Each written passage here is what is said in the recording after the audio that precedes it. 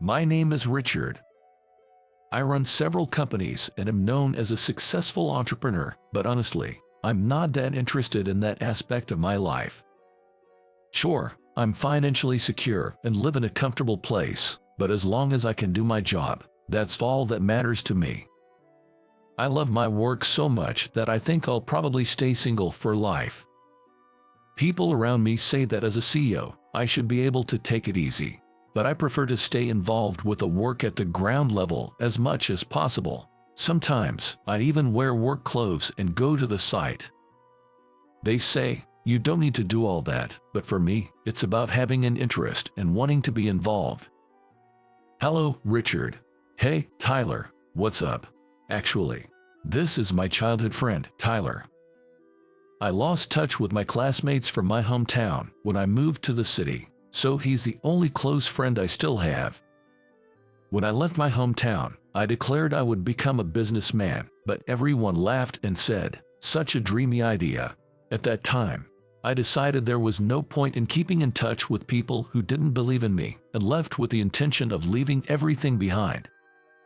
Tyler was the only one who believed in me and supported me then. There are a few others from my hometown who moved to the city at the same time as me, but I only keep in touch with Tyler. Oh no, I've got a bad feeling about this. I know you don't want to mingle with the hometown folks, but I've been asked to gather people for a singles mixer. We're one person short, and it's supposed to be only for people who work at major companies. What? Who's that arrogant person? First of all, I don't work for anyone. Haha. I know you hate it, but it's Jake. I'm sorry I couldn't say no, but all the other people who moved from our hometown are married, and there's no one else to ask. Jake, just come for the first part, and you can leave early, and you don't have to pay anything, please. I don't mind about the fee. Promise me I can leave after the first part, and that you won't talk about my work, and then I'll go. Awesome, thank you so much. Of course, I won't mention it, and I'll thank you later. Actually, Jake was the last person I went to see from my hometown. He was the one who ridiculed me the most back then.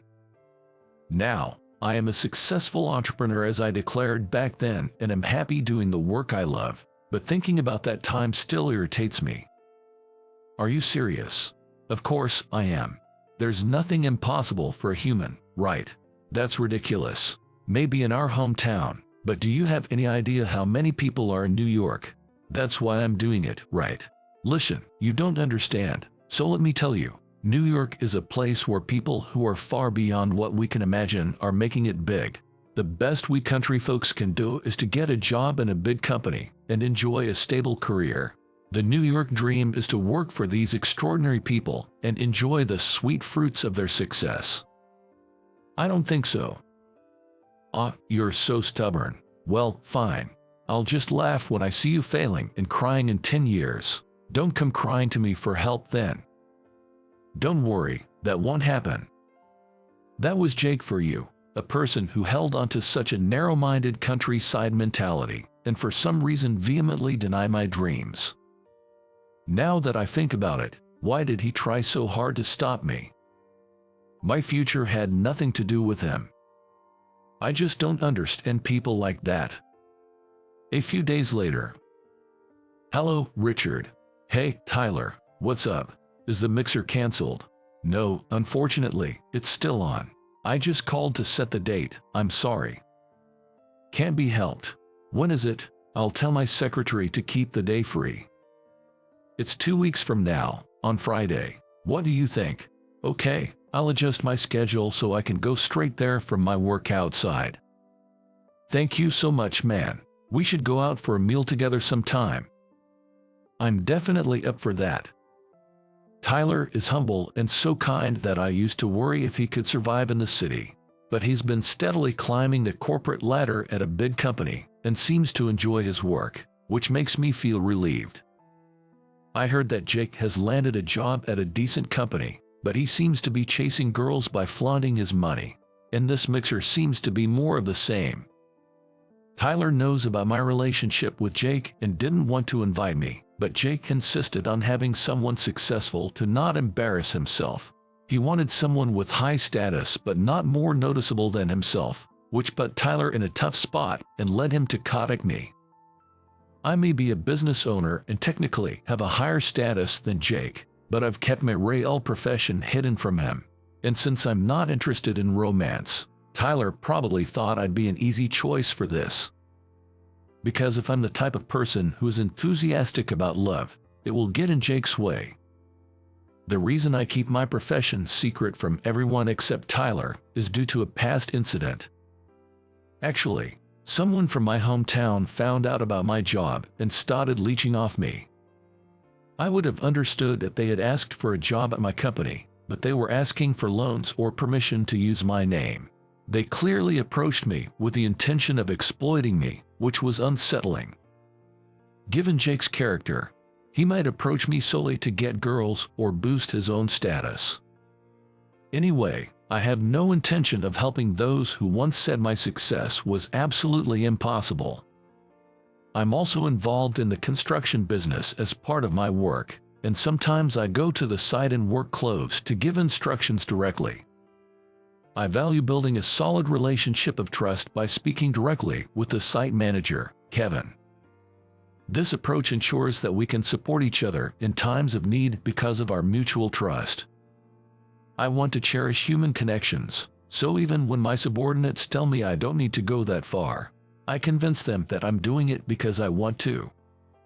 My subordinates also continue my legacy, valuing the trust they build with clients and other employees, and I'm very proud of them. But perhaps that's why they tell me to slow down a bit, since we're all carrying on with the same intent. I don't want to trouble my subordinates, so I feel the need to get used to delegating more work to them this year. It's not that I don't trust them or that I can't relax without working. I just genuinely love my job and can't help but be involved, so it's impossible for me to just sit back and do nothing. So recently, I've been planning to start a new venture. It's still in the planning stages, but once it gets going, I'll be personally busier, which should help balance my role in the existing company. When this new venture starts, I can shift some of my current workload to my subordinates, easing my involvement. Today, I headed to the site in my work clothes to talk with Kevin about various things. Talking with different people outside gives me a lot of input, which is efficient. Without input, there can be no output. I love my job, but what I really enjoy is managing a business. It's not about making money, but about running a company. How to run a company efficiently. How to increase profits. How to handle problems when they arise. What should be my approach? I like to assemble and execute these things like a game. That's why I am a businessman. Of course, to realize this, I need the strength of reliable employees. Yes, I'm the interfering president who meddles in personnel matters. I want to see and talk to the people who work under me myself. Staffing decisions can make or break a company, so the other employees understand and agree with my involvement in personnel matters. Then, I return to the office still in my work clothes and continue working. Although my secretary always asks me to at least change when I'm in the office, but I find it too bothersome and always ignore it. When I mentioned this to Kevin today, he laughed at me. Normally, company executives and wealthy people care about their appearance and wouldn't prefer to wear work clothes, but for me, it's a matter of efficiency, and I don't quite understand their viewpoint. The boardroom and work clothes, you'll get complaints. Why? I'd rather work during the time I'd spend changing. I get that, but what if you have an unexpected visitor? Doesn't it look bad if the president is wearing work clothes? Everyone says that, but I just don't get it. Whether I'm in work clothes or not, it doesn't change the fact that I'm the president. True, when you put it that way, yeah. Right. I don't understand what everyone is so fixated on appearances. Well, there's a matter of etiquette. You have to maintain TPO so as not to offend the other person. Yay, when you put it that way, I guess what Tyler says makes sense too. Today, before the promised mixer, Tyler and I met up and had a meal together. We meet regularly, and today was part of that routine, but we ended up having a lively discussion about my work clothes issue. I'm not fond of people who are obsessed with appearances and status, so I didn't see anything wrong with wearing work clothes. However, Tyler's points made sense, so I decided to keep a few suits in the office for future use. This way, I can adhere to TPO even if there's an unexpected visitor. Tyler always guides me in the right direction without negating my stubbornness. He's a very comfortable friend to be around. Today we talked about Tyler's recent work situation and shared updates. Apparently, he's been worried about his job recently. Until last month, everything seemed smooth, but now he's starting to feel anxious that there might be no future for him at his current company. Last week, a new supervisor was assigned to Tyler, but he doesn't really get along with him. From a business owner's perspective, I told Tyler that if he doesn't get along with his boss, there's no benefit in staying at that company. Waiting for the next personnel change to either move to a different department or for the boss to transfer is inefficient. I believe that we create our own environment. Tyler really understood and said he would seriously consider changing jobs. On the day of the mixer, I had been at a work site earlier, so I went straight to the meeting place in my work clothes. I don't usually get lost, but unusually, I did that day and had to call Tyler. He was waiting for me in front of the restaurant. "Hey, over here. Here it is. Got a bit lost. It's a bit hidden. Haha, really appreciate you coming. I'll be leaving soon though." "That's why you're still in your work clothes. It's fine. Just stay till the party warms up." As we entered the restaurant, Jake was already sitting there. It had been a long time since I last saw him. I still had memories of the past and hadn't fully processed them, so my mood darkened. "Jake, remember me? It's Richard. He came all the way here despite being busy today." "Come on, Tyler, give me a break." "Huh? You said to invite someone high spec, right? Someone in work clothes is a bit too much." "Oh, this is a misunderstanding. No, I was right all along. Long time no see, Jake." Jake, seeing me in my work clothes, started ridiculing me without even greeting me. Tyler, panicking, tried to intervene, but Jake wasn't listening, so I stepped in. "Richard, you must be regretting not listening to me." "Why would I? Don't act tough, I told you, right?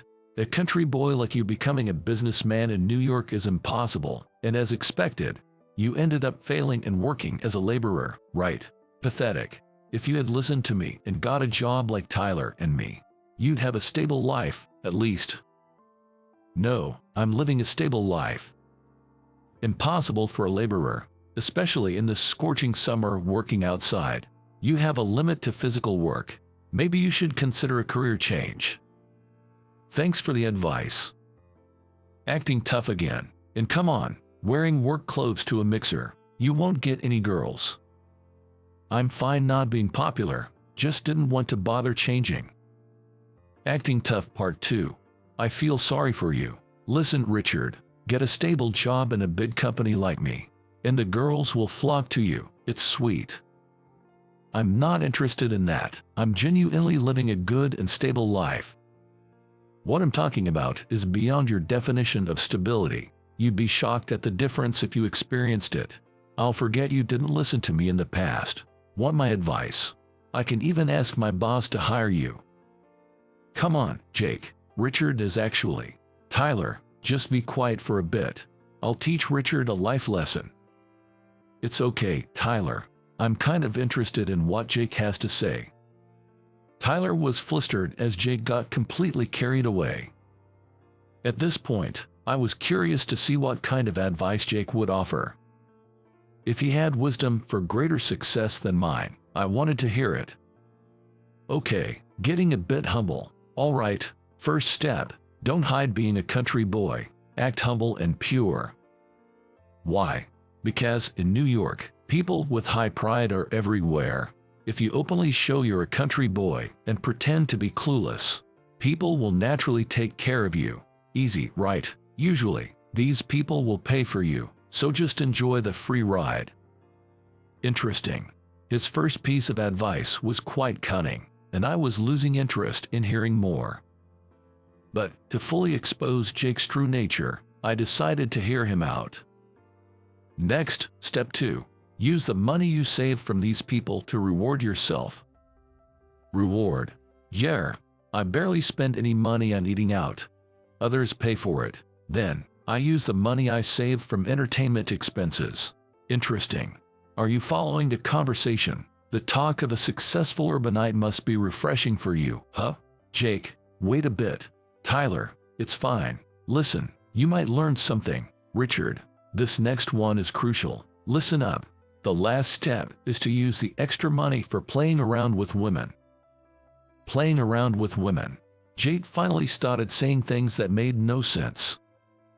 Using surely saved money for womanizing. It's endlessly tacky and deplorable. Depending on how you play, of course. In mixers like this, don't be stingy and spend money. If women call you cheap, you lose as a man, right? Even if it means going into debt. Spend on women. Going into debt, huh? Yeah. For someone like you, barely making ends meet, the word debt must be heavy. I get it, but don't worry. I'm not saying you should borrow from loan sharks. Use your credit card. Use your card. Credit cards, huh? It makes your payment look smoother and kills two birds with one stone. I couldn't help but chuckle. First of all, the mindset is incredibly provincial, and I can't understand the desire to womanize using borrowed money. The audacity to deceive people and make them spend their money is also cheap. What on earth is he bragging about? Doesn't seem like you're getting it. Were you listening? I was listening, but what? I don't know. It just seems unnecessary for me. What? Why are you being so arrogant? That's why you're still stuck in manual labor, repeating your past mistakes. Oh, I haven't made any mistakes, and I'm not interested in womanizing. Looking at you just irritates me. You come to New York, live a miserable life, yet you act tall, high and mighty, and don't even listen to others. What's with you? I didn't mean to come off as arrogant, but maybe it's just that we have different values, right? I'm enjoying my life, and Jake, you're happy too, aren't you? You're so infuriating. Of course, I'm happy. I'm the most successful one here. Successful, huh? Ha ha. What are you laughing at? Stop it, okay. Just as Jake was about to lose his temper and lunge at me, two women arrived. Jake instantly changed his demeanor and sat back down. Hey, nice to meet you. I'm Jake. Let's have a fun night. I'm Tyler. Thanks for coming. Our organizer Maria will be a bit late, so let's order some drinks first. Girls, I'm sorry about this mess with the guy in work clothes joining us. I was surprised too because it's different from what I was told. To apologize, I'll cover the girls' expenses tonight. Hey, Jake. Tyler, it's okay. Let him be.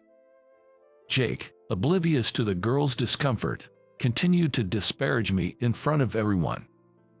Tyler tried to intervene, but I stopped him.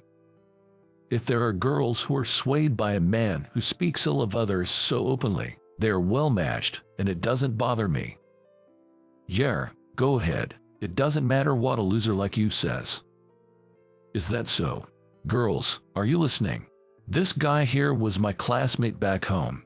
When we moved to New York, he had this ridiculous dream, and I tried to show him reality, but he didn't listen to me at all. And look at him now. I've made a success of myself in New York, as you can see.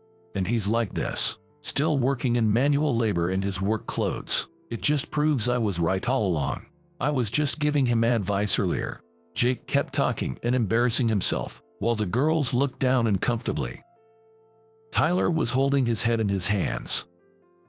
I just stared blankly at Jake's face, waiting for time to pass. Jake was so caught up that he didn't notice the atmosphere. So, I graciously taught him how to survive in New York, using my time and effort, right? Normally, you'd be grateful, right? Getting advice on how not to be miserable anymore is a rare opportunity. But he says he doesn't need my advice. What do you think? Super rude. Right. At least say thank you. Really. So disrespectful. Showing up here in work clothes. Embarrassing. Just ignore him, girls. I'm really sorry for inviting such a loser. And he's such a twisted character. Tyler, it's fine. The girls looked quite uncomfortable, saying they didn't mind. I knew this gathering would end after the first round. While this was happening, the food and drinks arrived, slightly easing the awkward atmosphere. While the girls and Jake were talking, Tyler turned to me. Richard, I'm really sorry about this. Don't worry about it, but maybe you should stop letting him use you. Yeah, I've always been bad at saying no and just went along with things, but I've made up my mind today. I'm done associating with him. You don't have to do that for me, you know, only if it's really bothering you. It is bothering me. I don't want to have, nor do I have, the same values as Jake. Then you definitely shouldn't associate with him. We quietly enjoyed our meal while disparaging Jake's character. Throughout, Jake kept loudly boasting about how successful he was in both his company and society, which was painful to watch. I didn't know the extent of Jake's success, but from my experience, those who inflate their achievements usually don't have much to show, so I was internally hoping his true colors would soon be revealed. Then, the last girl, who was running late, arrived. Sorry for being late. Maria, thanks for coming. No rush, we've just started eating. Jake, Richard, this is Maria, our organizer from the girls' side. Nice to meet you, Maria. Oh, what? Hi Maria, I'm Jake. You're super beautiful. It's a miracle we met. Come, take a seat. Maria seemed startled by something while greeting, but Jake, oblivious, kept talking and urged her to sit down. How can someone be so clueless? How does he even work? Please, stop. Playing hard to get because I touched a pretty girl. That's not the point, Jake, calm down. For some reason, Maria coldly brushed off Jake and approached me. Rare to meet someone like this. Me, yes. Maria, you better not talk to the guy in work clothes. A beauty like you should be with someone high-spec like me. Excuse me, what are you even talking about? And did you just call Richard the guy in work clothes? That's unbelievable. Come on, Maria, don't be mad. Did you know Richard before? Have we met before? Sorry, I don't quite remember. You are so rude. Remembering a beautiful person like her is a miracle for a loser. Successful men remember people they've met. Will you just be quiet? Who do you think you are? Just shut up. Yikes. Suddenly, Maria snapped. The other girls seemed to be supporting her, holding back their laughter. Tyler looked puzzled, watching me and Maria. I'm usually good at remembering faces, but where did we meet? I couldn't recall at all. And Maria was genuinely beautiful, so I should remember her face. You're Richard, the CEO of Fun Group, right? Yes, but I'm an employee at Fun Group. I've never met you, but I've always wanted to. I joined because I was fascinated by your corporate philosophy. Mr. Smith. I see. One of our employees. Awkward to meet here. What? You're kidding. You're not a CEO. That's impossible. Can you stop it already? Richard is one of the top executives in New York, and you've been acting all high and mighty, but stop lying. You don't remember people you've met. Richard, a CEO. No way. I'm not lying. I'm a competent worker. If you can't believe me, just search it. And you're a big liar. We've met before. Jake from Cash Corporation. You never listen to others and keep talking about yourself. You don't remember me, right? Isn't that embarrassing? Huh? The girls burst into laughter, unable to hold it back any longer. A red-faced Jake frantically searched on his phone. What, Richard? You're a CEO, and Fun Group is a famous company, growing the fastest in New York. Why didn't you say anything? I thought it'd be troublesome if someone like you found out. It's risk avoidance. And about the advice you gave me earlier. As a CEO, I'd say drop all of it. You'll end up with no one wanting to associate with you. I'm really sorry for saying this in a private setting, but I love my job so much. I'm totally immersed in it. Thank you for giving me the opportunity to work at such a wonderful company. In fact, thank you for establishing such an amazing company. It's a bit embarrassing to hear this in front of friends, but I'm glad to hear you're enjoying your work.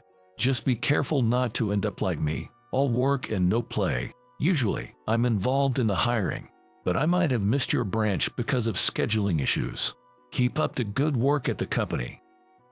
Yes, thank you so much. Hey, Richard, if you're a business owner, this will be quick. I have something to talk about. This party is over. Girls, time to leave. Suddenly, Jake interrupted our conversation with an abrupt demand. Really? How clueless can this guy get? His self-centered way of handling the conversation was causing slight irritation. Jake, if you are going to dismiss the girls, you should at least follow through on your promise. Promise? You said you'd pay for the girls as an apology for my presence causing trouble, right? The first two girls were nodding in agreement. Maria looked at Jake with a cold gaze, her stance clearly conveying a sense of this guy is really bad news. Well, that was before I knew you were a business owner.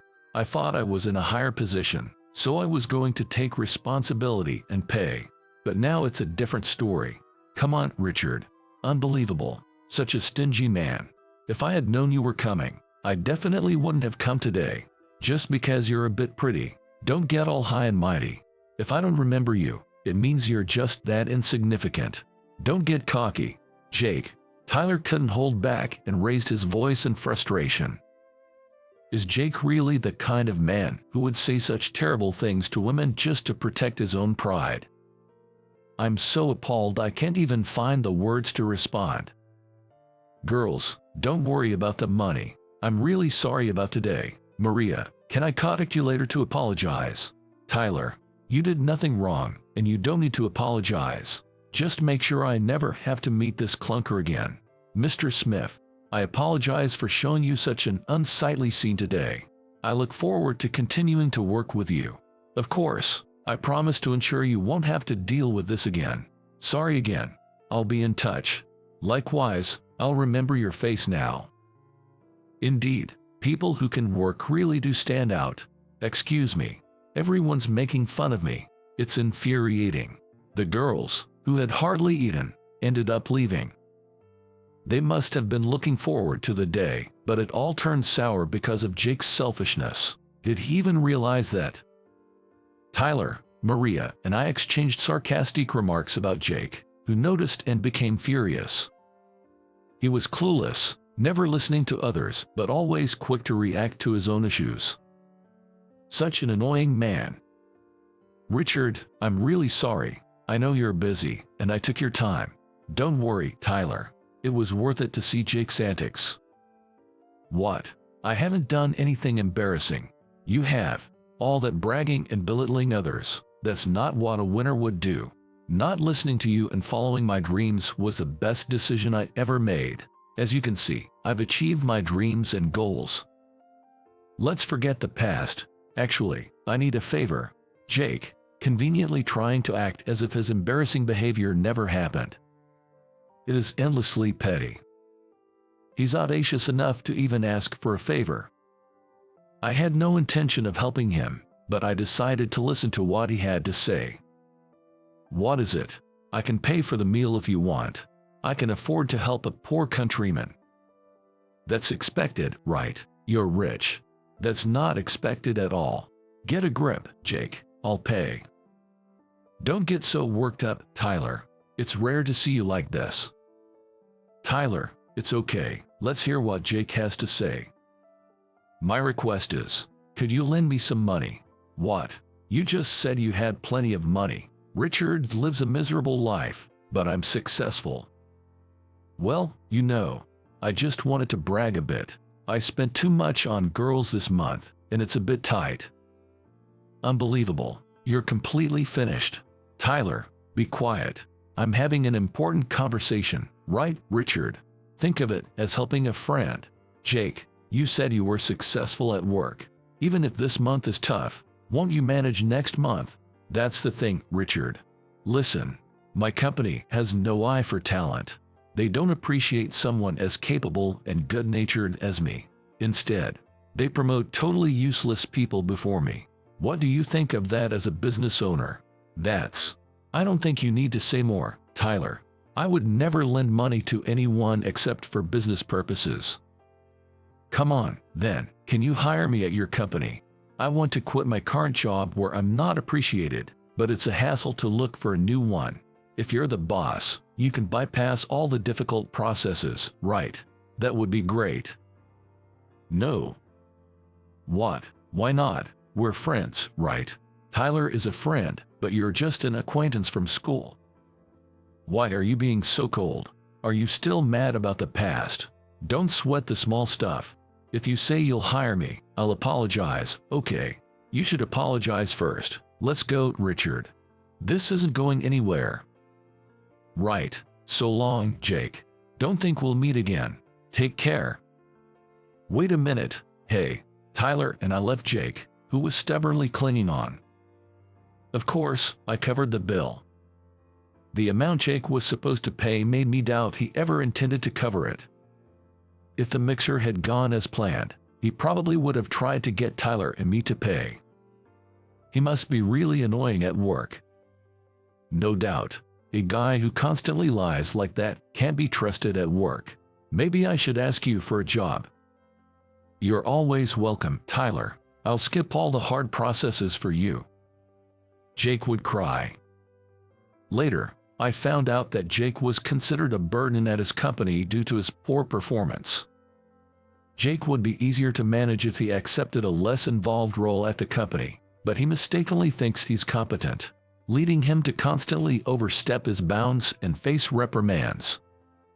Despite being the cause of his own troubles, he vents his frustrations at mixers, where he boasts to women about his supposed work competence and stature. He even complains that it's unfair for someone as capable as him to go unrecognized at his company.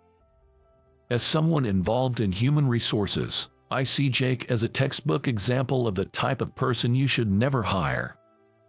Following our encounter, Jake continued his old ways despite being rejected for a loan and a job by me. He spiraled into a debt-ridden life. Every time he returned to our hometown, he bragged just like at the mixers, which eventually led to everyone getting tired of him.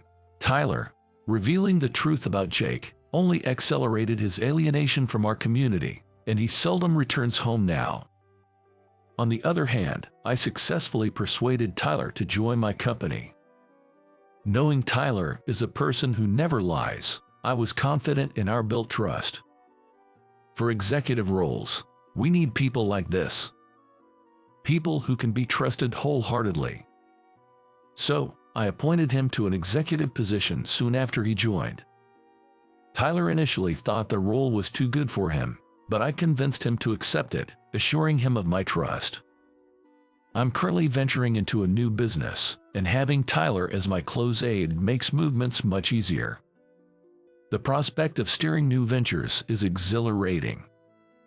I'm grateful to have realized my aptitude for management at a young age, and for being a person who can act decisively. While I'm thankful for the support of those around me, I'm equally proud of my initiative. I look forward to driving my company to new heights.